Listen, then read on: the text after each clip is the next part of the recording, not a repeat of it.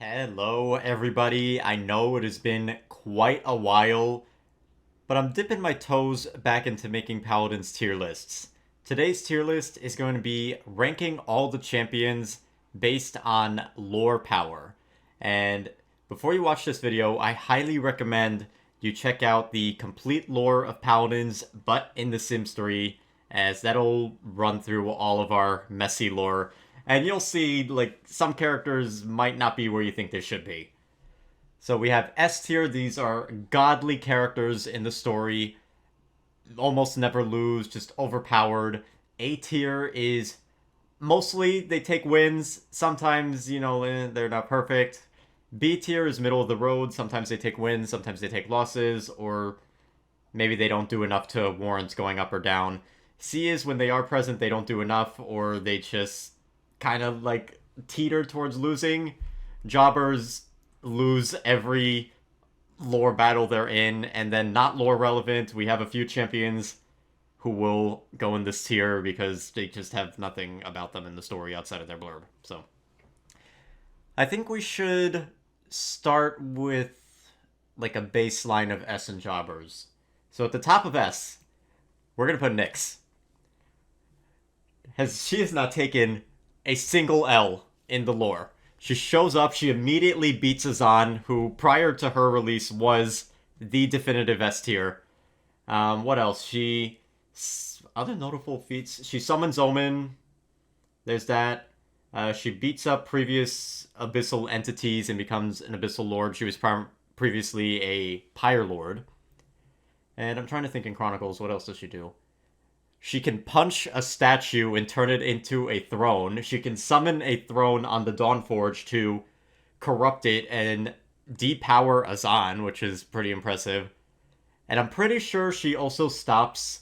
She, grabs Anara's stone spear mid-ult and stops the ult from going off, which I'd say is pretty noteworthy feat. So, Nyx is going to be at the top of S tier. Nobody is going above her. At the bottom... Jobbers. Now, I know who you're thinking. You're thinking it's Vic. I'm actually putting Lex at the bottom of Jobbers. Not a lot of lore relevancy, and I feel like I should also mention I'm basing this lore starting from around, the Siege of Ascension Peak. Around, A Realm Divided. Because prior to that, we had, little, snippets you could argue were lore, but not really. I'm talking about those trailers, rendered in-game. Like, Moji attacks Sky, and, that. I don't think that actually happened in-game. But yeah, we're basing going forward. And going forward, Lex is a judge of the Outer Tribunal. Worked with Androxus. Andro got corrupted. He didn't. And in modern lore, Lex goes against Vora. Loses. Has to get bailed out by Atlas. And he seemingly dies to Yaggorath. I think this is one of our few, canon champion deaths. And I know technically he doesn't die. His soul's, resting in the abyss. But, I don't know. Dude didn't take a single win. He misses all his shots on Vora. He tries to use ult on Yaggorath. Doesn't do anything. Bottom of the barrel for jobbers. So, with our S tier and our jobber in place, I think we can move around in alphabetical order now. So up first, we have Andro. Not lore relevant. We are told that he murders some kind of goddess and gains abyss powers from it. Worked with Lex. I mean, we don't ever see this. We don't ever hear of it in any follow-up besides his blurb. We don't know what this god was. It could be, Nyx power level, or it could be, some trash tier god like Io. So, we don't know. Not lore relevant. Ashe, the War Machine. Solid A tier. Doesn't appear much in the lore, but she kills Terminus pre-Abyss, which is a pretty notable feat. He was kind of unstoppable, even before his Abyssal corruption. In modern stuff, she's one of the few champions that actually does something in the first Yaggorath fight. She lands the shoulder bash on Vora. And it is shown through Octavia's card art that she takes up arms against the worm. So I think A is solid. Atlas. That's a tricky one, because you would think time-traveling powers, he would be just all the way up here. Like, if any mistakes happen, he can remedy it. But my dude kind of takes L's. Like, he gets summoned, and the Battle of the Shattered Desert, he gets overpowered by Terminus. 1L. Has to get bailed out by Amani. Then after, we have the Vora fight. He's holding his weapon upside down in the Vora fight. I'm sorry. That's a canon event now. And he shoots a wall. I mean, he's holding his gun upside down and he just shoots a wall. Okay. But we could argue they chase off Vora or whatever. The Yaggorath fight. Yaggorath shows up immediately. Then this is like stage 1 Yaggorath. And just slaps him out of the fight. And he has to, like, get bailed out by his father, and then his father dies because of it. I mean... and then, like, he musters up his strength for one last attack, but obviously that doesn't go anywhere, because Yaggorath is still relevant by the time Octavia releases. Ooh, Atlas and Jobber tier. And then he just leaves. I forgot that. Like, this one shows up in the lore, and Atlas is like, you know what? Fuck this. I'm out of here. Oh, I feel like Jobbers doesn't feel right. I'm gonna put him at the bottom of C tier. And the only thing that's keeping him out of Jobber tier is his time-traveling powers. If he didn't have that, he'd be, like, arguably even below Lex. Nah, Lex dies, but still. Like, father, like son. Alright, up next we have Azan the Eternal. Also going in S tier, despite taking a pretty... I mean, it's a pretty massive L. So, prior to this character, Yaggorath was, like, the big bad of this game. Hyped up for years, since even prior to Atlas's release, I believe. Since, like, oh, I don't know when they started teasing the darkness stuff, now I'm forgetting. I think with Ascension Peak, so around Khan. Yaggorath, big bad, she shows up, nobody can stop her, not even Atlas. Dude shows up and one-shots her. I think that's pretty impressive. Now, besides that major feat, though, Azan kind of gets his ass handed to him. Nick shows up, immediately bondages him, takes control of the Dawnforge.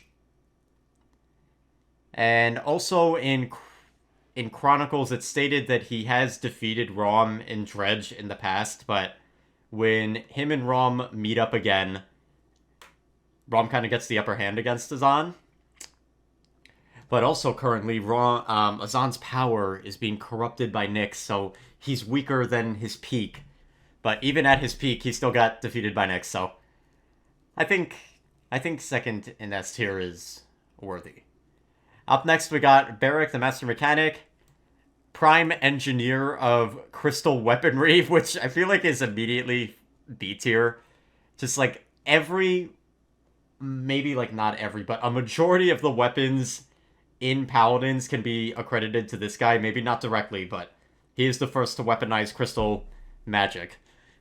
What does he do in the lore besides that? Weaponizes crystal magic.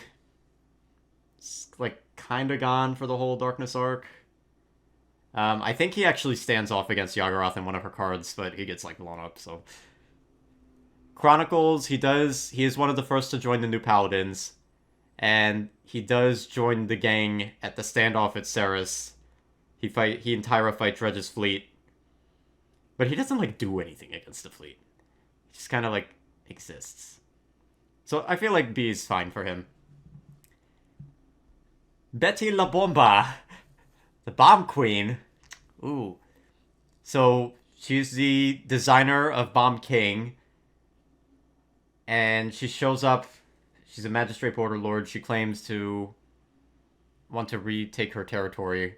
She doesn't really have much. Like, I'm tempted to put her in not lore relevant. I mean, she destroys 2 not Bomb Kings. Like, could you argue they're on the same power as actual Bomb King? I don't think so.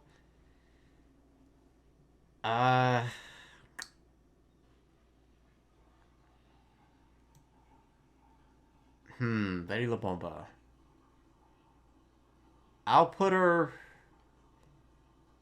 I feel like you could argue that she could go and not lore relevant, but I'll put her above. Oh, above at Betty above Atlas. That feels weird. I mean, Atlas do be taking L's though, and we're kind of basing this off of that. All right, next up we have Bomb King. So in his lore blurb, it is said that he annihilates both the ally and opposing army in one of his fits of rage. Of course, I said we're not going to go solely based off of the lore blurbs. So in recent lore, he joins the Paladins at the standoff at Ceres, and he self-detonates, I guess. I don't know if that's like counted as him killing himself, but he pops ult, and he somewhat destroys the rift at Ceres. I say somewhat because Omen still came through, but I would say he's one of the few people to actually do something in that fight, which is pretty significant. Our Abyss entities are going to rank pretty high. I'm going to put him bottom of A. I mean, he does have notable feat. We'll put him at the bottom of A below Ash. Up next, we got Buck, the Broken Soldier, the Unyielding. He meditated at Ascension Peak. Former Sentinels and Thousand Hands member, so decent training there. Meditates at Ascension Peak, gets granted powers by Genos, so he can like self-heal. He is at the Siege of Ascension Peak, I think, but doesn't like do much to my knowledge. And then he joins the new Resistance. I guess there's that. And he kind of stands off against Omen. Yeah, I mean, like, he doesn't really do anything in the Omen fight. And he convinces Genos to, like, stand down. I mean, not above Betty. I feel like he's above Betty for his powers. His, like, astral powers that Genos has. Caspian shows up, beats up 2 Abyssal Grunts, and takes Nyx's crown. Which is then... It isn't directly told to us, but it's heavily implied that Lilith beats him up in Sati and takes the crown back, because obviously Nyx gets summoned, so... I mean, he wins a fight against, like, 2 NPCs, and then loses to Lilith, and then is, like, never seen or heard from again. Do we put Caspian in Jobber? I think Caspian's going in Jobber tier. Because he doesn't, like, he beats up 2 no-names. At least with Betty, you could argue she's beating up, like, demo Bomb Kings. Or, like, something like that. But no, Caspian doesn't... He just beats up 2 nobodies and then does God knows what he does after. Could be dead. We don't know. Next up we have Cassie, the Hunter's Daughter, the end of the burst meta. She's a part of the... So for those who haven't watched the lore, there are technically 3 versions of the Paladins. The original one, this is where Grand Magister Karn and Valera were a part of. That one was disbanded. The second one was under Valera, and that was the Crystal Conflict. And then the third one is under Inara. That's the new Paladins. But for the sake of this video, I'll just refer to it as the first and the second Paladins. We won't go into the original. So she was a part of both the original and the Reformed Paladins. In the original, what does Cassie like do? She gets, like, saved by Tyra. Something happened to her. Her lore hints that Ceres is, like, talking to her, but we don't really, like, see that. Like, that's in only the lore blurb. Chronicles, what does she do?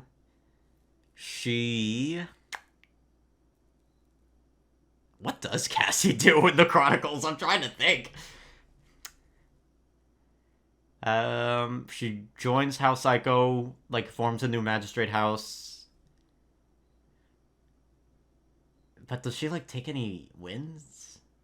I think she shoots Zin, knocking him down. I think that's it.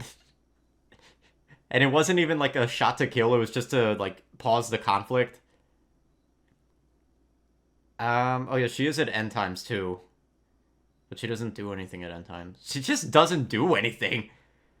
We'll put her below Betty. Like, at least Betty destroys some not Bomb Kings. Corvus! Oh, my man Corvus, the Magistrate's Blade. So, dude, gets the town of Ceres nuked for a start. Indirectly creates Ceres the champion, who is like a pretty major antagonist. That's 2. Summons Rom. Oh wait, sorry. Go into the Shattered Desert. In the original timeline, he would have released the darkness and got everybody killed. That's 3. In the Shattered Desert, he gets shot by Io. That's 4. And he summons Rom. That's 5. Can't control him. He gets added to the... Yeah, after Rom, he gets banished from the Magistrate. Then he gets added as a champion with darkness. And then he gets murdered by 7. Gets resurrected by Leon and Lilith. And is now sworn into being an abyssal researcher. Like, oh my god. Jabber! And it's like, yeah, you could argue he has his abyssal knife that saved him from Ceres getting nuked, but like... Oh, I mean, he's also controlling Terminus, does that? 1 win. Ooh, do we put Corvus below Lex? Because he dies too, and he gets resurrected. You know what? Corvus at the bottom of Jobbers, at least, you know, they both die, these two, but Corvus has a lot more losses under his belt. Dredge! Alright, so Dredge shows up. He steals the Warder's relics from some no-name paladins. He sinks their ship. Alright, whatever. Then he gets turned into this abyssal entity. The Abyssal Lord is actually the little kraken on his weapon, not Chud Roberts himself. Not the human, the squid. After that, he claims the gauntlets. Gets beat up by Amani. Immediately, like, next cinematic. That was fast. Afterwards, he just kind of, like, shows up as, like, I guess, like, cannon fodder for the Battle of Ceres. It is stated that Azan has defeated him. I mean, Dredge kind of taken... Dredge and C. Amani beats him up. And I mean, I think Amani's, like, maybe an A tier. Better than Buck? Yeah. B tier. See, if we were going just, like, based off the Battle of Ceres, then yeah, B tier, but he does get beat up by Amani, so I think that brings him down. Drogos. What does this character do in the lore? Tell me. He can't fly, so he made a jetpack. Whoa. Evie, same thing. She enslaved some kind of, like, magical being, and that gives her powers, and she's also, like, slowly going insane. I mean, like, really no lore relevancy besides that little blurb. Fernando. We don't actually know much about Fernando either. Like, he takes the name of his former master upon his demise, and he scouts the village of Ceres. And he's also there for, like, the Yaggorath fight with Ash, but...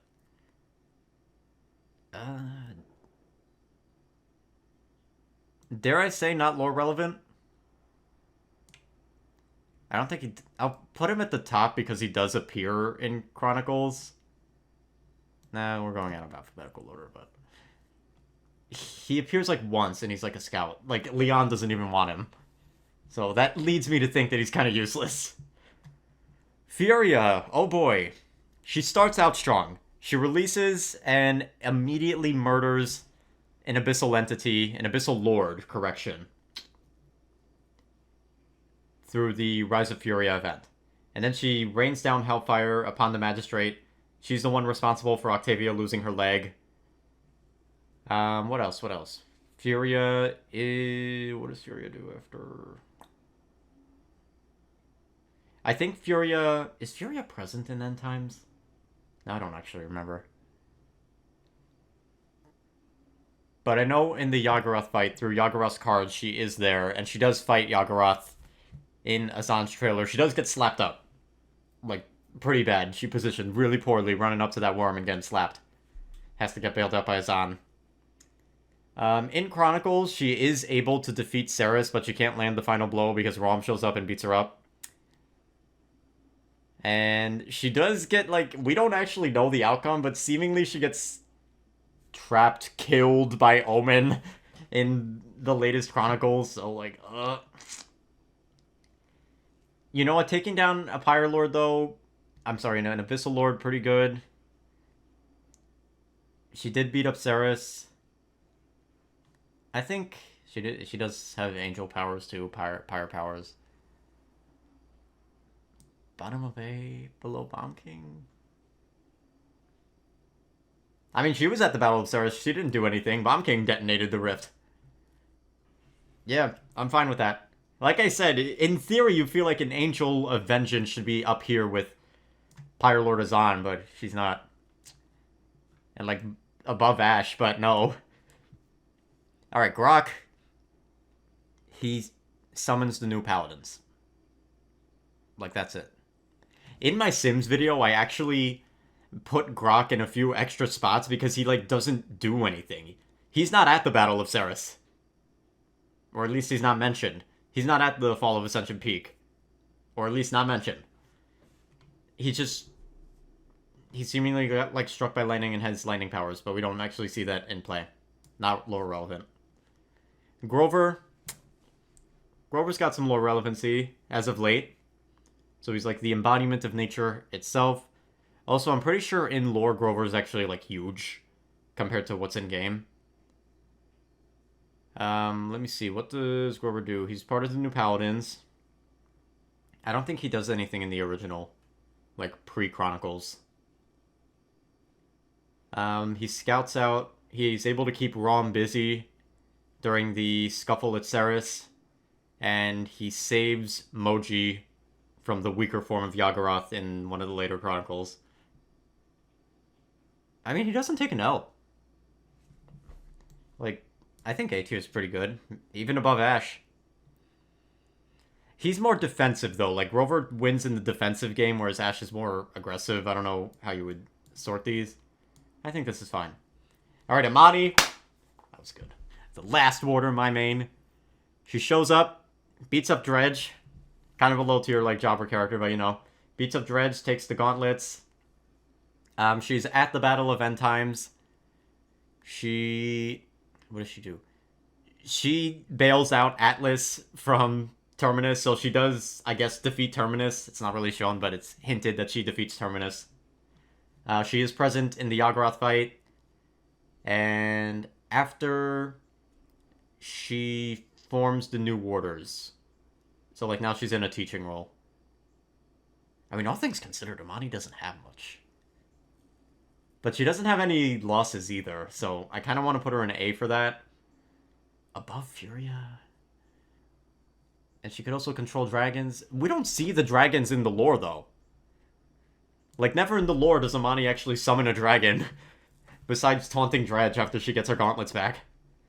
Like, if she summoned a dragon and just, like, took out Yaggorath, like, easy S tier. I mean, also in voice lines... Now, keep in mind, you might not hear these because they're rare lines from Vora and Yaggorath, but both of them respect Amani and claim that she's the most powerful mortal. Beats up Dredge, fights Yaggorath, forms this, beats up Dredge, beats up Terminus, fights Yaggorath. I mean, I guess that's above Ashe. Because Ashe beats up Terminus too, but this is corrupted Terminus, this is pre-corrupted Term. And seemingly, corrupted Term is stronger. Yeah, you know what? I think I'm comfortable with this. Alright, next up we got Anara. So she's going back to the first Paladins. She's summoned by the... Actually, going back to the first Paladins. She helps stop the Goblin Scourges, even though we know nothing about them. She's there at the first battle with Ashe, where Terminus is killed. Loses that. What else does she do? Well, she is the new leader of the Paladins. She...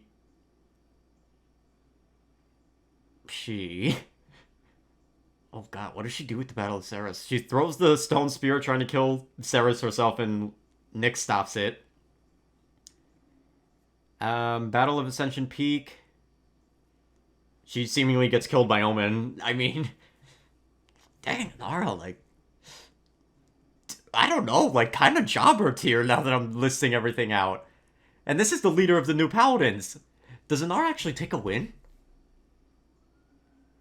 like, they think they stopped the rift at Ceres, but they didn't do anything. And, like, she had, like, a little squabble with Nyx and Lilith, but that didn't really amount to anything. See, the cops are after me for putting Inara and Jobber tier.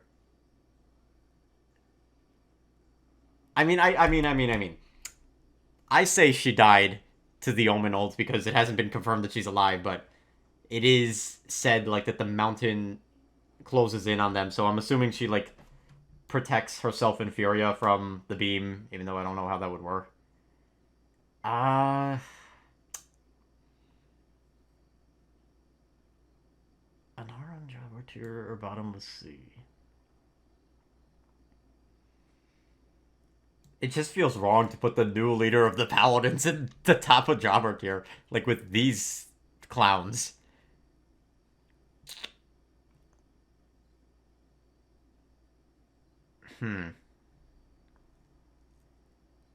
Like, I don't think she takes a win, though. If I could think of something where she takes a win, I'll move her up to C, but I actually can't think of one right now. Alright, up next we got Io, the Shattered Goddess. So she was the moon. Yaggorath crashes into her, splitting her into Io and Luna.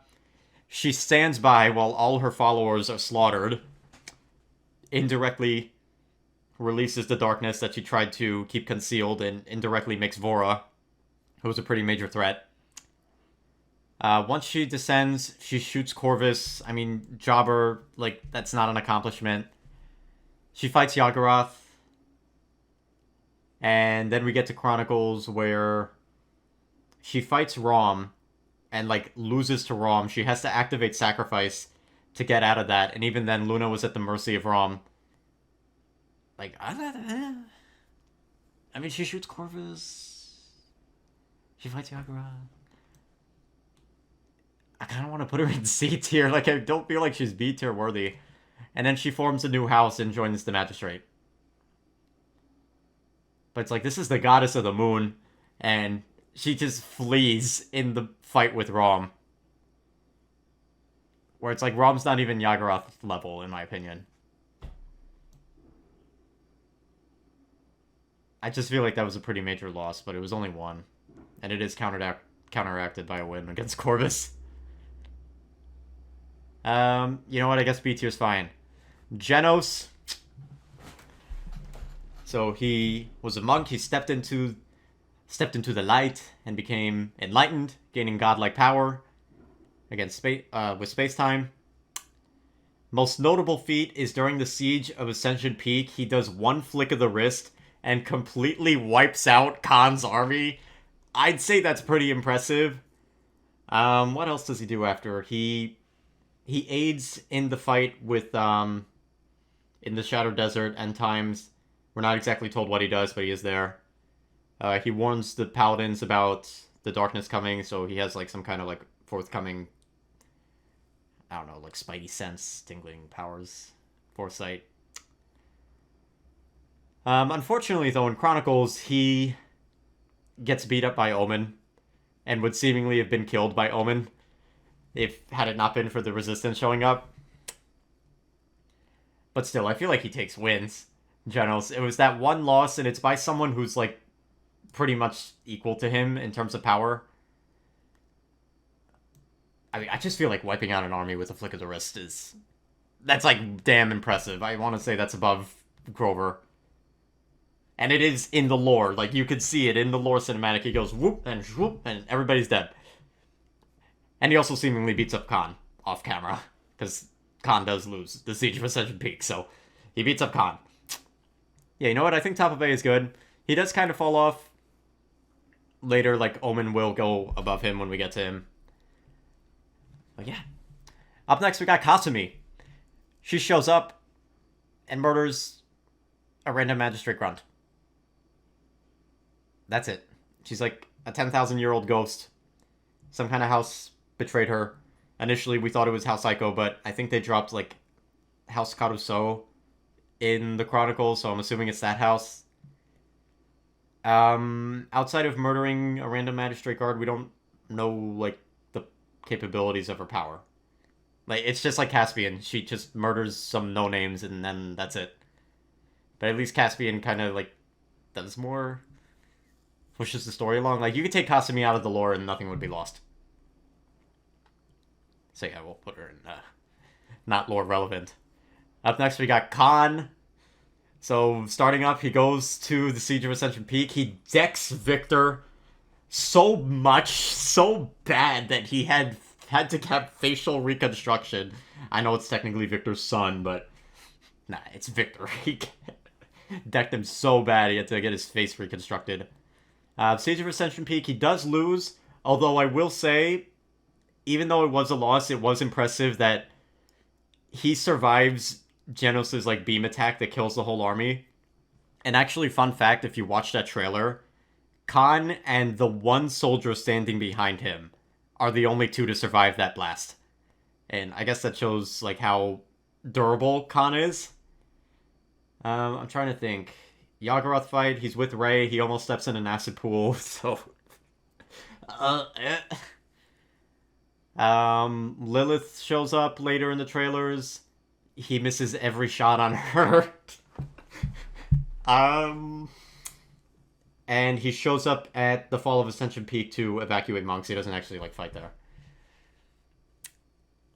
See, despite taking, like, L's, I feel like Khan takes them in a more, like, respectful manner. Like, because I think withstanding arguably a Genos ult in the lore is pretty impressive. That's my biggest feat for him. And I mean, he does also, in the Yagoroth trailer, he gets hit by Yagoroth and just shakes it off. Whereas, like, Furia was unable to recover from that attack. We'll put him at B. We'll put him below Io. Up next, we got Kinessa, who... What does she do? Tell me. Former member of the Sentinels, and then she leaves to do God knows what. Be cringe, I guess. Koga, the Lost Hand. So, he was trained by Xin. Eventually, somehow gets betrayed by his family. Shows up again to try and murder Xin. Gets warded off by Sky. They fight. Seemingly ends in a draw. Then he joins the new Paladins at End Times. We don't actually know what he does at End Times. Yagoroth happens. He's not there for that. Chronicles. He is part of the new Resistance, which is really confusing because Xin was his former master and he's the leader of the new Resistance. And Xin even refers to him as a traitor. Like, at one point he says to Vatu, "Ready the traitors. We're going to Ascension Peak." Like, really?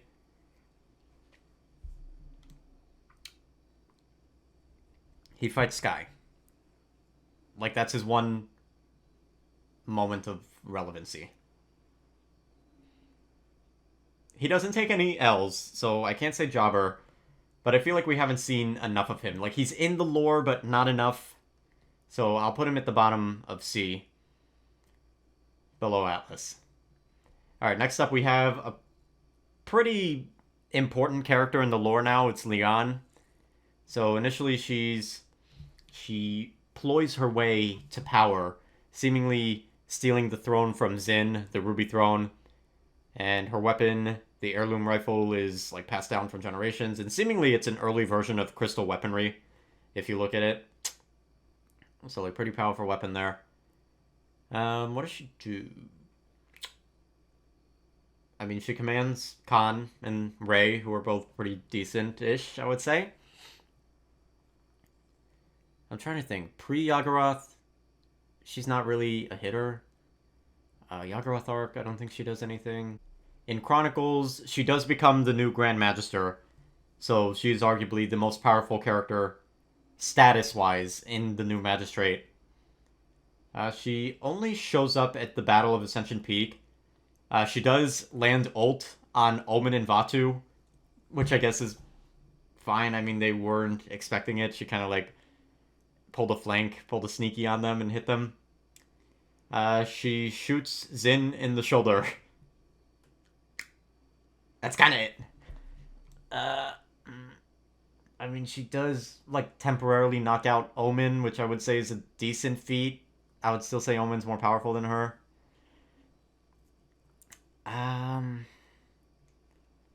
I think we'll put Leon in C tier. Like, we need to see a little more of her. We need to actually see her win a direct battle. So for now, we'll put C tier. Lilith shows up. She has abyssal powers, so she lives longer. Former magistrate border lord seemingly still has connections through Leon. Revives Corvus, pretty big feat. She summons Nyx, also pretty big feat. She beats up Caspian and Sati, implied. Pretty big feat, I would say. Anything else? She is present at the Battle of Ceres. She taunts Anara. And that was kind of it. I think B tier is fitting of Lilith. We'll put her at the top. Top of B tier. Maeve. Not lore relevant. And the only reason she showed up in that Sims video is because I made the sim before realizing that she wasn't lore relevant. Like, we only have the blurb. And it's told that she steals, like, a magical coat. Wow. Incredible. So yeah, no, not lore relevant. Makoa, same deal. We're told he's powerful, but we don't see it. Maldamba, same thing. Told he's powerful. He has connections to Wakona, which is supposedly like a powerful goddess, seemingly on like Genos tier, but we don't see anything of this, so not lore relevant. Now we get to a weird one. Moji, who up until Chronicles was non-existent lore-wise. In fact, the only lore relevancy she had was running away from Yaggorath in one of her card arts. But she infiltrates the Dawnforge. She is able to turn Azan into a cookie, which, if you consider these two like near equals, does that mean that Moji could turn Nyx into a cookie and execute Nyx? I mean, I don't know. Like, does that mean Moji is more powerful than Nyx and Azan? Oh, I don't know. But she does free Azan. She gets Azan, enlists Azan to her aid. She fights a significantly smaller version of Yaggorath. Launches a treat into her mouth. But seemingly would have lost because she had to be bailed out by Grover. So I kind of consider that an L.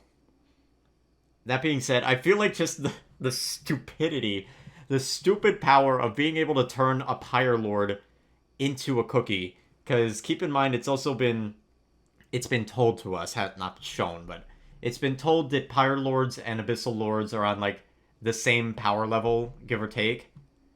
So like in theory, if Moji could turn Azan into a cookie, she could turn Nyx into a cookie, but she couldn't turn Yaggorath into a cookie. She just launched a cookie at Yaggorath.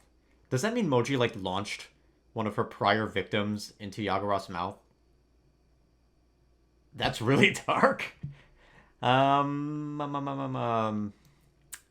thinking A tier. More powerful than Genos, no. Grover, no. Has to get bailed out by Grover. Amani, definitely not. Ash, no. Bam King, no. Furia. Yeah. I mean, she doesn't actually, like, kill anybody, Moji, or, like, defeat anybody. She just... You know what? Top of B tier for Moji. Octavia loses her leg in the assault against Furia, gets a new one put in with, like, hovering powers or whatever. Is the first to take up arms against Yaggorath. She does land the Creeping Barrage on Yaggorath, and it doesn't do anything to Yaggorath, but I guess it was enough to not get killed. Because in that trailer, like, Octavia was about to be eaten if that Creeping Barrage didn't hit. She doesn't do anything. In the second standoff against Yaggorath with Furia, she just, like, shoots Yaggorath a few times in burst fire mode, which she doesn't even have in game. But it doesn't do anything.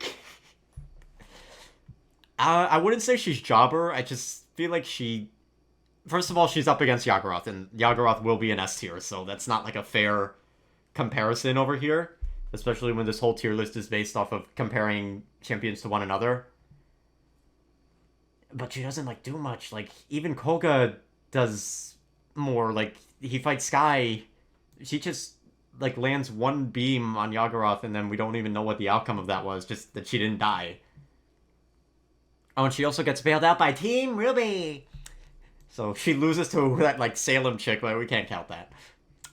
Alright, up next we got Omen, who, despite being in the lore for very little, is, I would say, up there. So he shows up. It is said in his lore that his power rivals Genos, and from what we see in the Fall of Ascension Peak, he does defeat Genos. And he also pops ult and seemingly, question mark, kills Furia and Inara. I'm going to put him at the top of A tier. Arguably, you could put him in S, because he doesn't take a loss so far. I mean, he does get shot. He does get hit by the Leon ult. That'll be what keeps him at the top of A. That he got hit by the Leon ult and that knocked him out. Pip.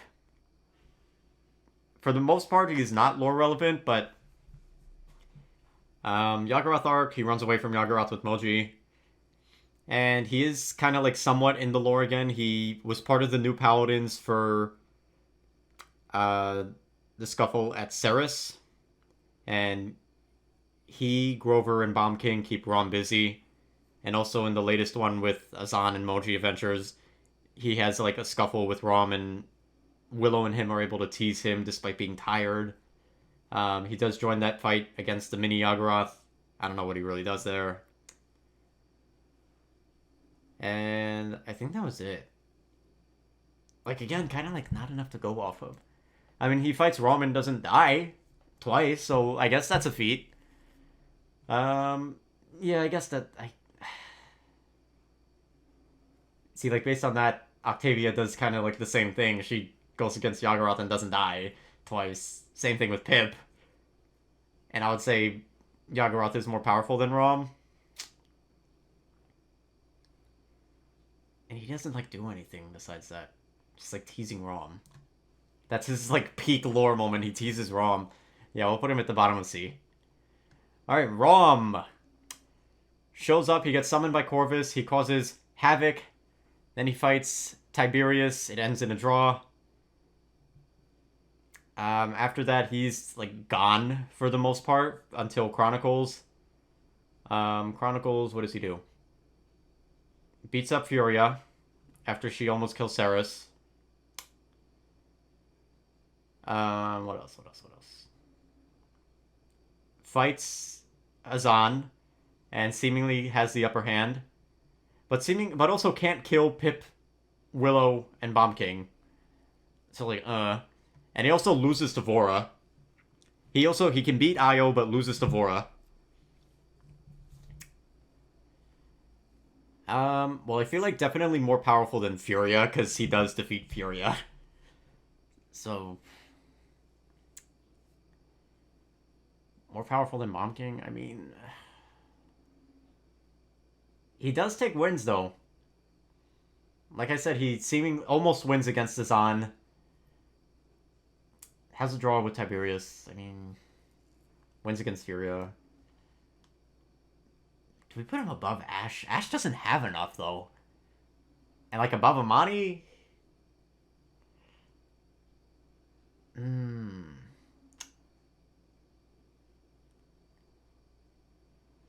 He seemingly doesn't do anything to Grover, so I think keeping Grover up there is fine.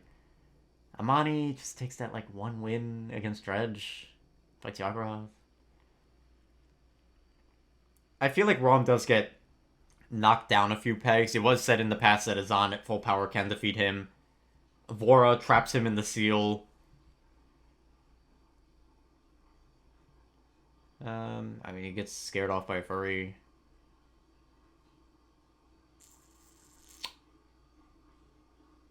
Bomb King more powerful than Rom. It just feels wrong to put that there, but Bomb King doesn't take any L's. Alright, up next we got Rey. Shows up, she saves Khan and herself from Yagurath, so she is able to withstand a Yagurath assault. She's the scholar of the new magistrates, so what does she do? She can seemingly tether her spirit like she does in-game in lore. She does that at, I think it's the Fall of Ascension Peak she's there. Is she there? I don't know. And also, as per the Magistrate Parade one, she can turn into her Lepori form at will and just kind of like bounce around that way. I mean, it is said that she knows a lot of magic. I feel like Khan is more powerful from what we've seen. She hasn't taken a loss, but I also feel like we haven't seen enough to. Dredge does kind of take an L though. I'll put her at the top of C. Like, if she at least was in a battle, like, with Khan, like a serious one, I would have been like, yeah. Like, put her right next to Khan, but, yeah. Ruckus, even with his lore story, like, what does he do? He has a sentient crystal that controls his mech. Well, he has a sentient crystal in his mech that he controls. And in his little short story, he goes to his little village and he meets Karn and some other goblins and they just do, like, nothing. Yeah. Sati literally shows up in the middle of the Yaggorath arc to throw a drink at Sky's face. And that's it. It's... Through her cards, it's shown that her and Kanessa, like, fight together sometimes. She gets beat up by Lilith, seemingly. I mean, one win, one loss. It also is said that she's, like, rich, and she has like a bicycle, a bike, a motorcycle in the realm, which is kind of like out of the realm of possibilities because it's supposed to be like magic tech. Instead, she just has a bike. More powerful than Ray. Wins against Sky. I mean, I feel like Sky's not that big of a winner, though. Nah, I'm putting her below Ray. That doesn't feel right, putting her next to Khan. Up next, we got Ceres. So she's responsible for nuking the town of Ceres, so that's a pretty powerful first feat. She can see possible outcomes of the future. So she's very much a instigator of conflict. She manipulated Corvus into summoning Rom, furthering her abyssal reach. What else does she do? She seemingly fights Yaggorath with Corvus and Terminus as part of one of Yaggorath's cards. She does lose to Furia in one of the Chronicles. But her words are also so powerful that she could get Furia and Inara to freeze up for just long enough for Omen to pop ult on them. But she does kind of lose in like a direct 1v1 conflict. So because of that, I will nuking a whole town, that's like pretty impressive. That's like Genos level feats of impressive. Manipulation. Loses to Furia though. I think A tier is worthy of her. Up next, we got Shaolin. What does he, like, do? He's part of the Paladins, okay. Battle of Shattered Desert, he's there. End Times, he's there. I mean... the Yaggorath fight, I mean, he's kind of the only one who gets Yaggorath to flinch. He lands a volley of arrows in Yaggorath. Oh yeah, I forgot about Cassie. In the Yaggorath fight, I'm sorry, going back a little bit. She shoots Yaggorath once and just stands there. Just freaking stands there. You know what? I forgot about that. She's going below Atlas for that. Going below Koga for that, in fact. Going below Octavia and going to the bottom of C for that. I can't believe I forgot about that. Literally shoots Yaggorath and just stands there like, oi! And it just gets slapped up. That was it. That was her one lore-relevant fight, and she loses it. Like, you know what? Jobber. Jobber. Even though it's Yaggorath, still Jobber. Sorry, Cassie. Anyways, back to Shaolin. He lands a volley of arrows and Yaggorath that gets her to flinch. Yay. Then he retreats. Former Thousand Hands member. Alright, whatever good that is. Ends up joining the New Resistance. I don't even think, besides being... Is he in the New Resistance, actually? Actually, I don't think he's in the New Resistance. I take that back. So yeah, he lands a volley of arrows in Yaggorath. Like, that's his lore relevancy. I guess it's better than, like, what Sati could do. Sati beats up Sky. It's kind of sad. We have all these really cool characters, in my opinion, that just barely get utilized. Like, and you know what's crazy? From the time I made the last tier list, which was like I believe 2 years ago, possibly longer, there's only been 3 champions added. That being Kasumi, Nyx, and Omen. Like, I love this game. I really hope we're getting a Paladins too. I really do. Because I don't know, I feel like we're on a downward trend. Anyway, Sky, speaking of downward trends, Sky. What does Sky do? She defends Xin from Koga. Fine. She gets beat up by Sati. L. And then she reports in as like a triple agent to the new Resistance, the new Paladins, and the new Magistrates. I mean, 1 win, 1 loss. I guess we'll put her below Koga, just because Koga only has a draw, whereas she has an active loss. And I'm sorry, I said 1 win, 1 loss. 1 draw, 1 loss. Sorry, y'all, that was my fault. Up next, we got Strix, who for just like Pip for the longest time was not lore relevant up until the scuffle at Ceres. Even at the scuffle at Ceres, he doesn't do anything. He just points out that the Abyss is here. Like, no duh, Strix. Why else are we going to the village of Ceres? That's what Furia said. But besides that, we don't really, like, see him take a shot at anybody, so... You could argue, like, not lore relevant, like Grok, but at least he is, like, at a battle. He seemingly fights. We just don't hear of any notable feats. C tier, I guess. Talus. Not lore relevant up until the post-Yaggorath stuff. He's the face of the new Resistance. He gets in a scuffle with some Magistrate grunts. He's able to ward them off until Vatu shows up. Actually, he was about to get killed by a captain until Vatu showed up, so... That's kind of embarrassing, almost dying to a no-name character. What else?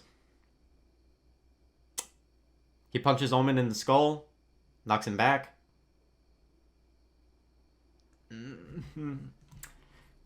Alright. At least he does something compared to, like, Strix and Pip.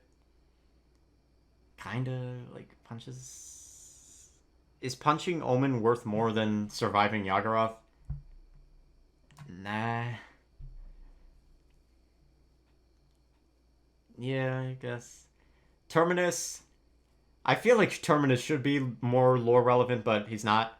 So prior to getting shattered, he was taken out. Magistrate guards like crazy. Gets shattered by Ash, that is a loss. Then gets rebuilt and is put under the control of Corvus through abyssal magics. Overpowers Atlas, which at the time was pretty significant because we thought Atlas was like a big character in the lore. Seemingly fights Yaggorath, doesn't die as part of Yaggorath's cards. And I think now, since Corvus's air quotes death, it's hinted in the lore that he's just kind of like wandering off doing God knows what. Alright, where do we put? I think... See, he takes a win against Atlas. Takes an L. I mean, fights Yaggorath, lives. Do we think Tormund is above all these guys? Below Khan?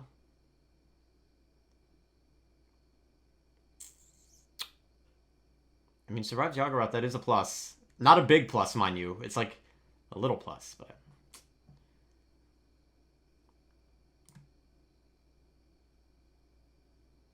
I mean, he does lose to Amani. Has to get bailed out that way, but... Yeah, I think B tier's fine. Alright, Tiberius. Literally the only thing Tiberius does in the lore is fight Rom. And draw each time. So, like, in theory, we put him just, like, next to Rom. Because, I mean, he is the weapons master. He knows multiple weapons, even though he only uses, like, 2 in-game. His sword is crafted by the Pyre, said to expel abyssal threats, even though he doesn't actually kill Rom. He does throw the sword right at Rom's chest, and Rom just tanks it. Literally, like, spits it back out at him. And then they fight again at the Fall of Ascension Peak, and that doesn't really go anywhere. Yeah, I guess that's fine. Tiberius above Furia, that's weird. Torvald, also said to be one of the architects of the Crystal Revolution. He makes Octavia's leg. And he researches Squadron runes. Like, that's literally it. In terms of the lore. Ooh, I'm like really tempted to put not lore relevant for Torvald. He doesn't, he makes Octavia's leg, but like... So like, I guess indirectly he's responsible for the first person to take up arms against Yagoroth, but... Like, he doesn't do anything. This one feels weird because he is in the lore like Strixen. You know what? And by that knowledge, we have to move Kasumi over because Kasumi actually like appears in the lore. Yeah, but Kasumi like doesn't move the story. At least Torvald is kind of relevant to the story through Octavia. All right, we'll put him at the bottom of Seer. Not lore relevant.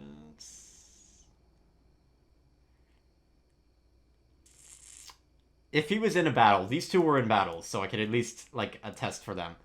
Yeah, I'm putting Torvald there, even though he is like he's in the lore, he just doesn't do enough.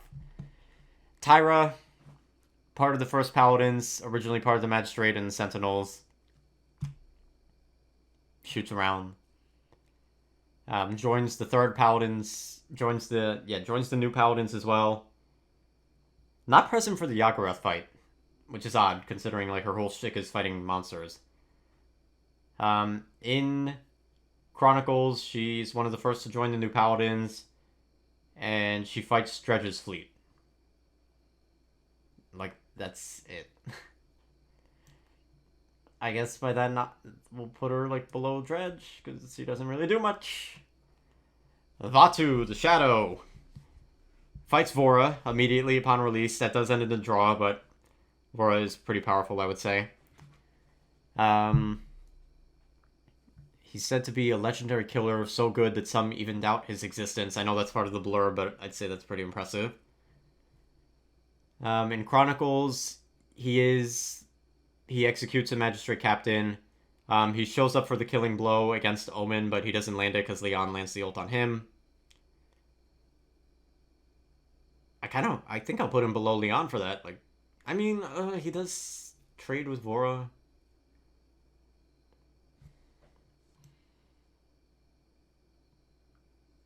Takes one loss and a draw. So, like, by that knowledge, we should put him by Sky, but Sky loses out to Sati, who's here, whereas he loses up to someone who's probably going to be an A tier.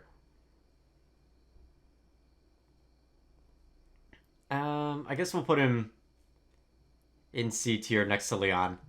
Up next, we got Seven. The only thing Seven does in the lore is murder Corvus. And I mean, it's like you killed a low tier jobber, but you were like the final nail in the coffin. I mean, a win is a win, though. I think just for that, we have to put him at B. Better than Term. See, Corvus is like a low bar, though. And we don't see Seven after that. He literally just showed up to murder Corvus and then left in the lore. Yeah, I guess bottom of B is fine. Victor, you guys know where Victor's going. In the old lore, I'm talking like in-game cinematics, Victor was just the punching bag. In the new one, he gets punched out by Khan, so bad that his face changes. In the Corvus trailer, which I actually forgot to put this in my Sims video, but it wasn't really that lore relevant. I also forgot, like, Strix shoots at Corvus a couple times. And seemingly one of those shots hits Victor. So, like, he almost dies to Strix. And in the Yagoroth fight, he just stands in place and shoots at Yagoroth and then gets slapped up.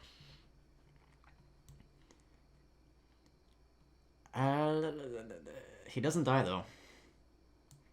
So we'll put him above Lex. Vivian. She's the manager of the Deep Works facility. She's now in charge of Corvus. Previously, it was the other way around. She fought with Corvus against Strix and Tyra, but that didn't really, like, do anything. She's just another character that doesn't do much. She, like, in theory could be really powerful because she's, like, the manager of the Magistrate's most powerful, like, weapons cache. But she instead opts to blend a crystal in a machine gun. I don't understand. Alright, up next we got Vora, the last follower of Io. Gets corrupted with Yaggorath energy, turns into Bug Lady. Beats up Lex.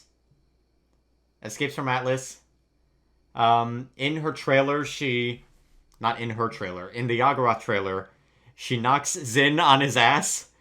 Knocks back Shaolin. Kind of, like, temporarily stuns Ash, but then she gets taken out by the shoulder bash. But she does that long enough for Yaggorath to, like, I guess, recover. What else? In Chronicles... Well, she fights Vatu. That doesn't go anywhere. What else? In Chronicles, she fights Rom, and she does defeat Rom. So, I kind of want to... I'm going to put her below Ash. Because really, the only one she doesn't win against is Ash. So, Ash is that barricade for her. Up next, we got Willow. And Willow's teases Rom, but her main relevant feat is that she destroys the Dawnforge, which is a mobile fortress capable of destroying the realm itself. I would say that's pretty dang good. Oh my god, like, do we put Willow in A tier just because of that one feat alone? We don't actually... She doesn't beat Rom, though. She just teases him. So, she's seemingly powerful enough to destroy the Dawnforge, not powerful enough to defeat Rom. And I guess by that logic, she wouldn't be able to defeat Ceres either. I guess bottom of A is good. Alright, Yaggorath, we're going to put her at the bottom of S. Shows up, immediately causes havoc, so much so that it's called the Darkness / Yaggorath arc. Shows up, first of all, in the prior timeline, she was responsible for ending it. It is said that for as long as she consumes, she grows, and we do see that through the trailers. The Yaggorath in-game is like stage 1, whereas like by the Azan trailer, that's like stage 4. So she is powerful enough to slap Atlas, kill Lex, survive a volley of shots from Shaolin, survive a Lexult, too. Survives Lexult. Survives a creeping barrage beam from Octavia. Survives getting shot at by Khan. Survives getting shot at by Octavia. Kills multiple Magistrate Grunts in one swoop. What else? That's it. And even when she was, air quotes, killed by Azan, she wasn't killed. She was sealed away. And now she is resurfaced as a significantly smaller and weaker version. But even that version was able to survive an onslaught from Pip, Willow, and Moji. And seemingly she would have killed Moji had Grover not interfered. So, like, if we're going on, like, the baby Yaggorath we're dealing with now in the lore, it'd be below Grover. But we're going off of, like, peak from what we know, and I feel like this is that. Prior to these two releasing, Yaggorath was up here. Up next, we got Ying. She's an illusionist. She escaped the clutches of the Bandit King, which is seemingly Zen. Part of the first Paladins. Don't know what she does. She's at end times. Her illusion seemingly gets sucked up by an Atlas Rift. She's part of the New Resistance. She fights Omen a little bit. Doesn't do much outside of that. Like, we don't even know the capabilities of her magic. We just know that she could create clones and, like, teleport between them. Like in-game, I guess, but... Alright, last up we have Xin, leader of the Thousand Hands. Let's see. Lore relevancy. He is present at the Yaggorath fight. He gets knocked on his ass by Vora, then retreats. He's the head of the New Resistance. He fights... Yeah, he fights Leon. And he gets shot in the shoulder. He slices Leon's ankles, which sounds really painful. But he doesn't really do anything. I feel like I'm saying that for every character. They don't really do anything. He slices Leon's ankles. Like, is that S tier worthy? Some people in the Paladins community would say yes, but...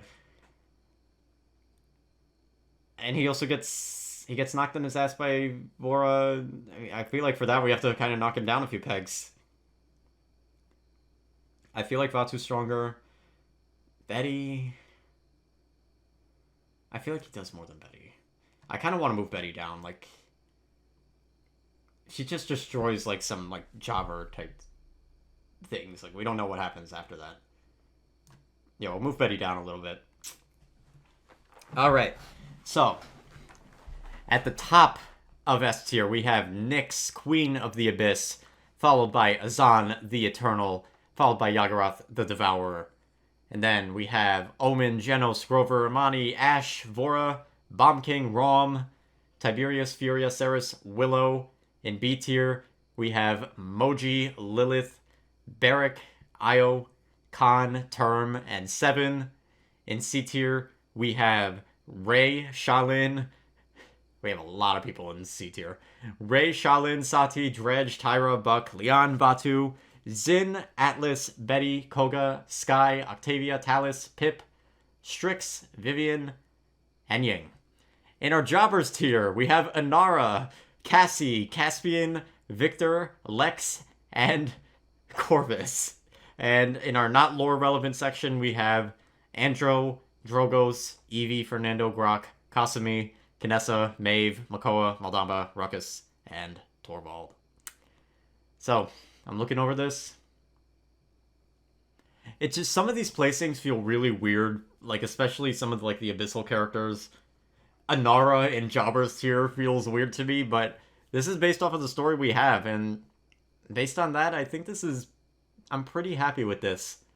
What do you guys think? How would you change this tier list if you could?